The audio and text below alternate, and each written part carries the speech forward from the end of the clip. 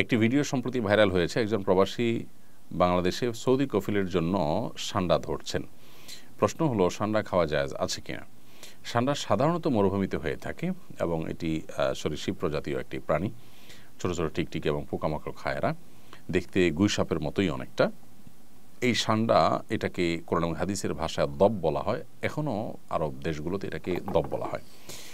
এই সান্ডা খাওয়ার ব্যাপারে 3 ধরনের হাদিস পাওয়া যায়। 3 ধরনের হাদিসই আসলে বিশুদ্ধ। একটা হাদিসে নিষেধাজ্ঞা প্রমাণিত হয়, আরেক হাদিসে রান্না করার পরে ফেলে দেওয়ার কথা প্রমাণিত আছে, আবার কোনো কোনো হাদিসে নবীজির সামনে সাহাবায়ে কেরামের খাওয়ার কথা বর্ণিত হয়েছে। তো এ সম্পর্কে নিষেধাজ্ঞার হাদিসটি বর্ণিত হয়েছে আবু দাউদে, যিনি বর্ণনা করেছেন আব্দুর রহমান ইবনে শিবিল রাহিমাহুল্লাহ। যে হাদিসটিকে ইবনে হাজার আসকালানি রাহিমাহুল্লাহ হাসান বলেছেন, সেই হাদিসটির ভাষ্য হলো যে নাহান নবী সাল্লাল্লাহু আলাইহি ওয়াসাল্লাম আন আকলি লাহমিদ দব, নবী সাল্লাল্লাহু আলাইহি ওয়াসাল্লাম দব বা সান্ডার গোশত খেতে নিষেধ করেছেন। এটা পরিষ্কার নিষেধাজ্ঞা। আরেকটি হাদিস বর্ণিত হয়েছে মুসনাদে আহমদে, যেটিকে ইমাম ইবনে হাজাম এবং ইমাম আইনি এবং শাওকানি রাহিমাহুল্লাহ তারা সহিহ বলেছেন।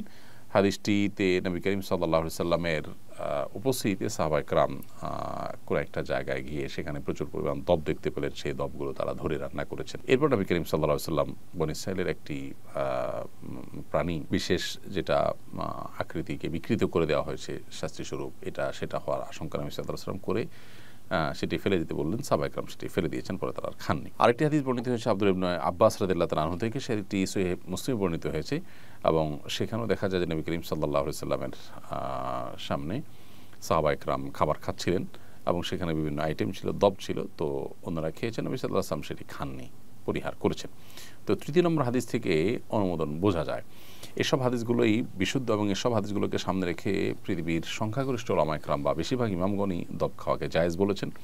আর হানাফি মাযহাবের ওলামায়ে কেরাম এটিকে মাকরুহ বলেছেন, অপছন্দনীয় বলেছেন।